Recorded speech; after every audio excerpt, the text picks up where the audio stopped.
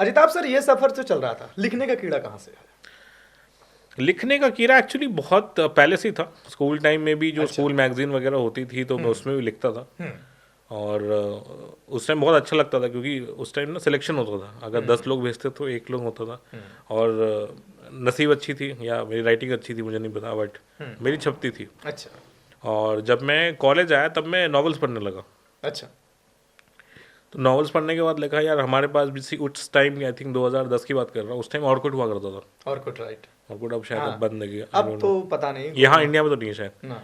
ठीक है, तो ऑर्कुट में लिखने लगा था। मास कॉम करा है अच्छा। तो ब्लॉग्स भी लिखने लगा था। फिर फेसबुक आया 2011-12 की तरफ आई थिंक, तो फेसबुक में भी डालने लगा। तो जो मेरे दोस्त वगैरह थे, जो क्लोज फ्रेंड्स थे, उन्होंने कहा कि इतना ही मतलब कहानी अच्छा लिखते हो या कहानी को तुम पब्लिश क्यों नहीं करते, ऑफिशियली पब्लिश करो, अच्छा लगता है।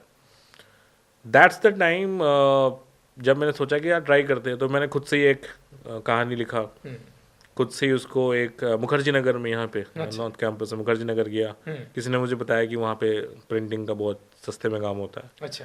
तो मुखर्जी नगर गया, उसको वैसे जेरोक्स के दुकान में जेरोक्स करवाया, प्रिंट करवाया, खुद से ही कवर बनाया देख देख के एक अच्छा, ऑथर खुद का। से ही आपने प्रिंट, सब ओ कुछ अरे वाह। खुद से ही किया, खुद से ही प्रिंट किया।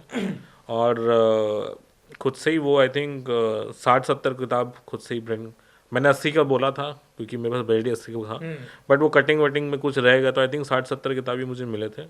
और वो आई थिंक आज भी वो अनपब्लिश्ड है आज भी, अच्छा। ऑफिशियली पब्लिश नहीं है, बस छपा हुआ है, बुक है मेरे पास। बट मेरे को बहुत लोग बोलते हैं, मतलब टेक्निकली वो मेरी पहली किताब है, बट ऑन पेपर्स दूसरी, मैंने पॉकेट लव स्टोरी पहली किताब है, बट टेक्निकली वो मेरी पहली किताब है। और मुझे लगता है क्योंकि ये कहानी मेरे पास आज भी है बोलने के लिए कि वो मैंने, इसलिए मैं उसको कभी छापना नहीं चाहता कि बहुत इंटरेस्टिंग कहानी है। और वो मैंने अपने दोस्तों यारों में ही बांट के, या उसकी भी एक नई किताब लिखी जा सकती है। हाँ, पहली किताब की पहली हाँ, किताब है। शायद अभी जो किताब लिख रहा हूँ उसमें डालूं मैं ये अच्छा। किस्सा। तो लिखने की बात तो आ गई, तो आसान तो नहीं होता ना कोई सी चीज को वहां पहुंचा पाना।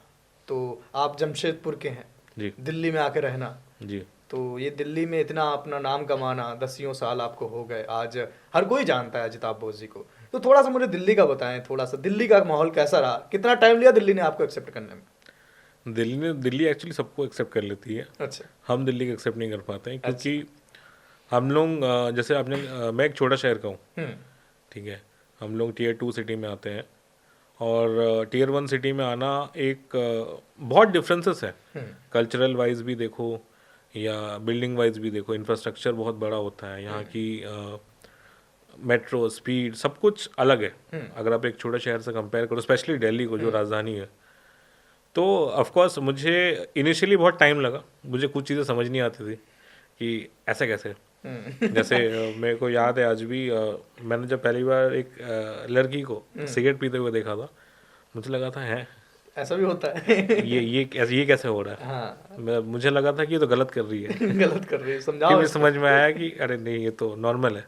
तो हमारे यहाँ ये सब नहीं होता, राइट। और जैसे अगर पब्स की बात करें, हमारे यहाँ पब्स नहीं होते हैं, तो कुछ चीज़ें हमारे लिए बहुत कैसे बताऊँ, टाइम लगा एडजस्ट करने में।